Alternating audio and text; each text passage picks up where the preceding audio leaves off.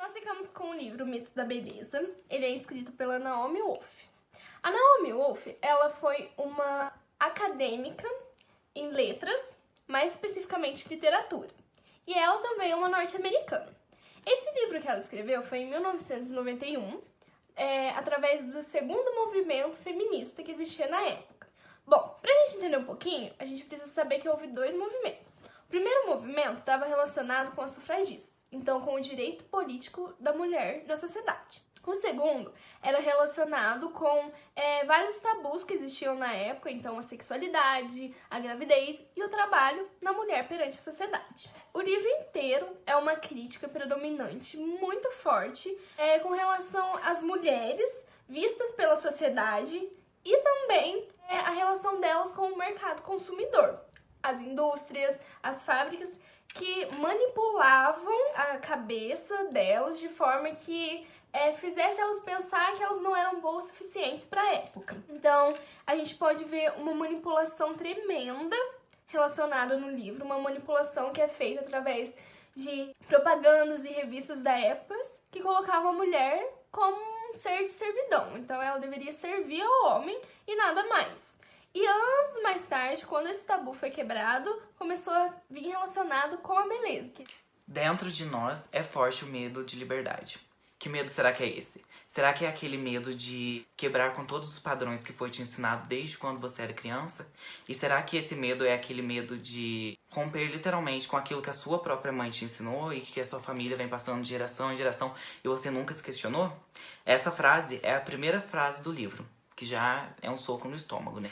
E o que acontece? Fica muito forte no livro a questão de que esses ensinamentos machistas e patriarcais foram passados ao longo dos anos e tem gente que nem se para pra perguntar por que tá fazendo tal atitude, porque literalmente é algo do cotidiano dela. Então, ela não tem algo como referência pra ela se perguntar, será que o que eu tô fazendo é certo? Será que o que eu tô fazendo valoriza o meu corpo, valoriza a minha forma de mulher, quem eu sou? E é exatamente isso que o livro vem mostrar pra gente. O Mito da Beleza, ele é um livro totalmente feminista e que eu acho que é indispensável. É totalmente errado falar que esse não é um livro que vai te mudar se você ler, porque é mentira. Porque não tem como você começar a repensar suas atitudes depois que você lê no mínimo um conto dele. E eu penso assim, que esse livro ele é muito importante pra nossa sociedade agora, porque em pleno século XXI tem muita gente que acha que o feminismo é mimimi. E eu só acho que quem pensa que o feminismo é mimimi é alguém que não sabe o que é o feminismo. Porque fala pra mim quem que não gosta de direitos iguais. Só quem já tem direitos bons, né? Que o que acontece? Quem são essas pessoas, na maioria dos casos do nosso século, são os homens, que estão dentro do padrão e tudo mais. E a mulher ainda hoje tentam incluí-las, mas nós vemos que o machismo ainda prevalece muito. Então, eu acho que esse livro, ele tem que ser lido sim. Por nós que hoje estamos totalmente envolvidos com a leitura, seja para ler mensagem no WhatsApp, ler texto no Facebook, etc. Nós que estamos muito envolvidos com a leitura, eu acho que é muito importante com que nós tenhamos um contato com esse tipo de assunto. Porque, por exemplo, se eu pegar esse livro e dar para algumas pessoas mais velhas da minha família que não estão nessa falange de como a gente tá, de mexer no celular, nesse nicho mais da atualidade, eles não vão querer ler, porque a leitura não faz parte do que eles aprenderam. Então, infelizmente, eles não vão ter muito acesso a conhecimento e o que eles aprenderam, provavelmente, eles vão morrer pensando que aquilo é certo e não vai mudar. Agora, nós não. A gente tem a oportunidade de pensar, será que aquilo que foi ensinado pra gente, aquilo que a gente tá reproduzindo, repetindo desde os nossos ancestrais é certo? Por que que a gente tem essa oportunidade, como eu disse? Porque nós temos algo pra comparar e conhecimento pra aderir com muita mais facilidade do que eles. Não tô falando que as pessoas mais tradicionais, elas não têm essa oportunidade. Elas têm, mas eu tô querendo dizer que pra nós é muito mais fácil. E se a gente parar de repetir esses padrões agora, a sociedade do futuro não vai mais repetir, porque a gente vai conseguir cortar isso agora.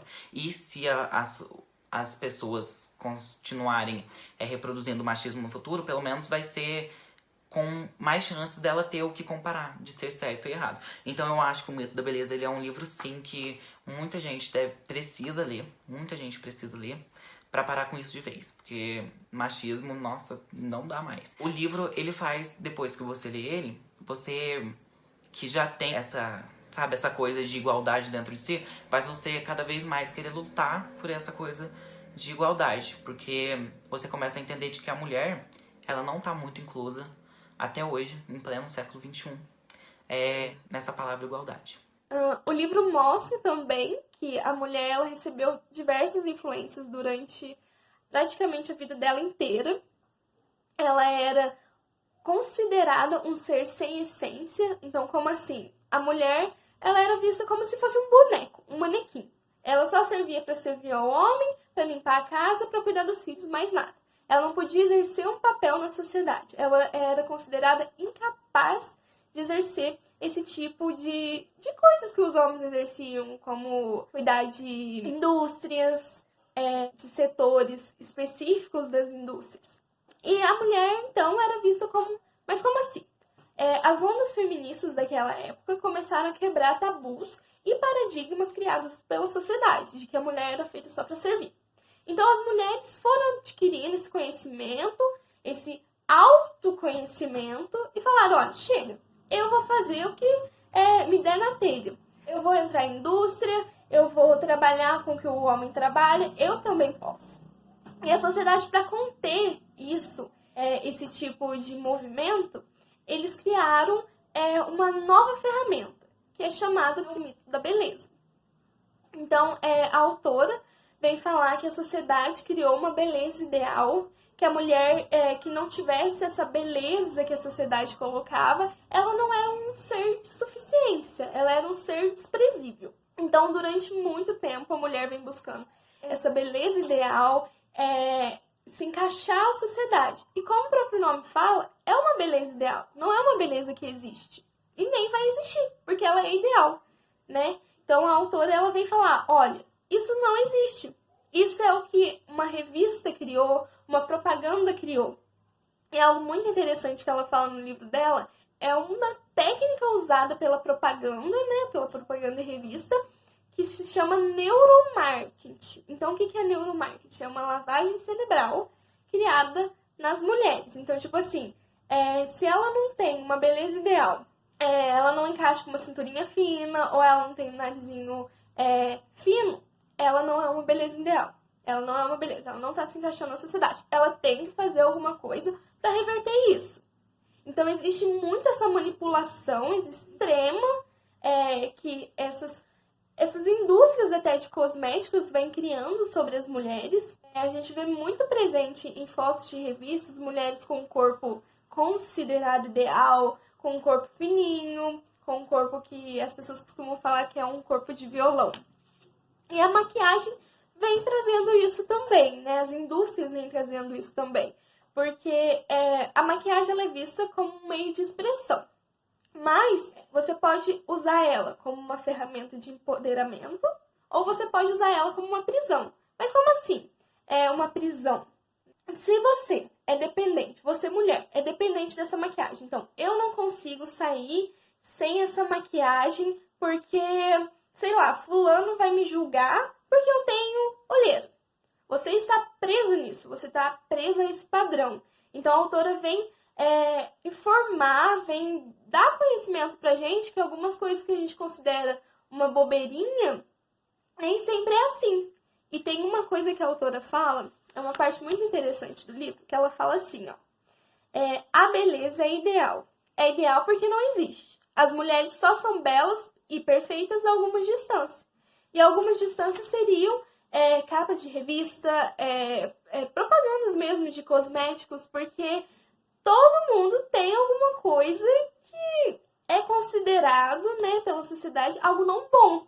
Todo mundo às vezes tem uma olheira quando acorda durante o dia e fica, né? Todo mundo tem, sei lá, sardas ou tem um nariz um pouco grande. E uma das coisas que a autora também fala é que fazer a rinoplastia, você não aceitar o seu nariz, você sempre querer modificar ele, faz parte de uma dificuldade que você tem de aceitação. Aceitação ou com a sua família, porque isso é genético, isso veio da sua genética, ou aceitação da sua miscigenação, seus antepassados, porque isso foi herdado por você de algum jeito e de alguma maneira.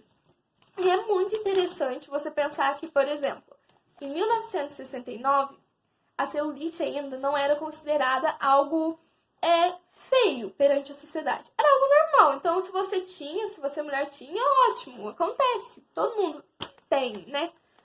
E em 1969 isso mudou. E mudou por quê? Porque uma revista colocou nas suas páginas que aquilo era visto como algo não tão bom. Aquilo era algo não aceito na sociedade. Era algo feio. E o mais incrível de tudo isso é que 3/4 da população tem celulite. E 3/4 da população, a maioria deles, sempre reclamam ou sempre resolvem fazer algum tipo de cirurgia para mudar, algum tipo de processamento estético. O Mito da Beleza é um livro que nos abre os olhos sobre a realidade de como o mundo vê as mulheres, dizendo que a mulher tem que ser submissa e perfeita. E nisso as mulheres comuns acabam colocando na cabeça que a gente tem que ser perfeita e seguir esse padrão da sociedade. Só que isso acaba nos machucando fisicamente e mentalmente.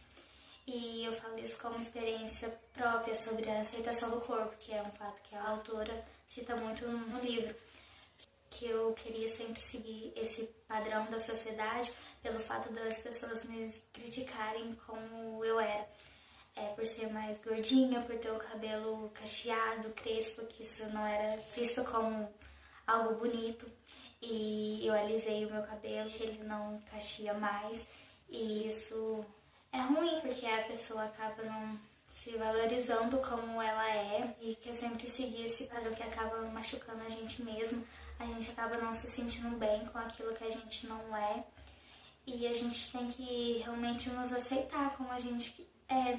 Tipo assim, não valorizar isso que a sociedade fala, que você tem que ser perfeita, que você tem que ter aquele corpo de manequim, ser aquilo que os homens querem. Mas não, você tem que se aceitar como você é, porque do jeitinho que você é diferente de todos, você acaba sendo perfeita daquele seu jeitinho, sem precisar lidar com esse padrão. Os assuntos muito explícitos no livro é a pornografia.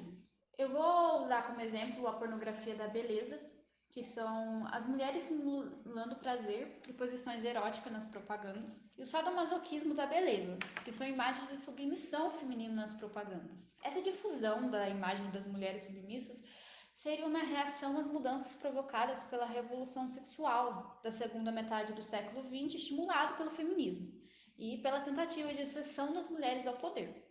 Não são manifestações inofensivas ou aleatórias. A pornografia da beleza e o sadomasoquismo da beleza criaram ideais de beleza, expectativas no mercado, sexo e violência em cima dessas imagens. A partir dessa colcha de retalhos, a sexualidade ela foi remodelada de uma forma perversa.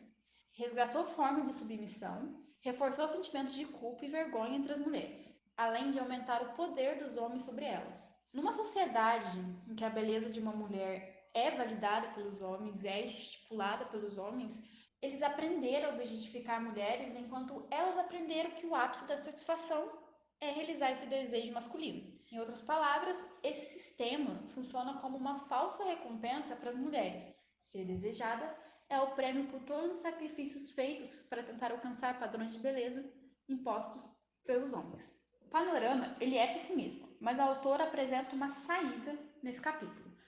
A solução seria a construção de relações heterossexuais baseadas no amor terno.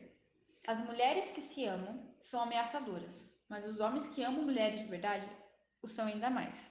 Ou seja, esse amor ele seria uma sublevação política, né? Uma coisa fora do normal. A força que derrubaria o domínio masculino, porque não precisaria dessa repercussão toda em cima dessas imagens, porque o homem pouco ligaria para a mulher perfeita. Bom, a autora nos anima a combater a interferência do mito da beleza, tanto em nossas experiências sexuais, amorosas ou qualquer experiência do dia a dia. Ela sempre visa viver a realidade sem muita objetificação, muita idealização do perfeito, já que a gente vive um mundo cheio de falhas.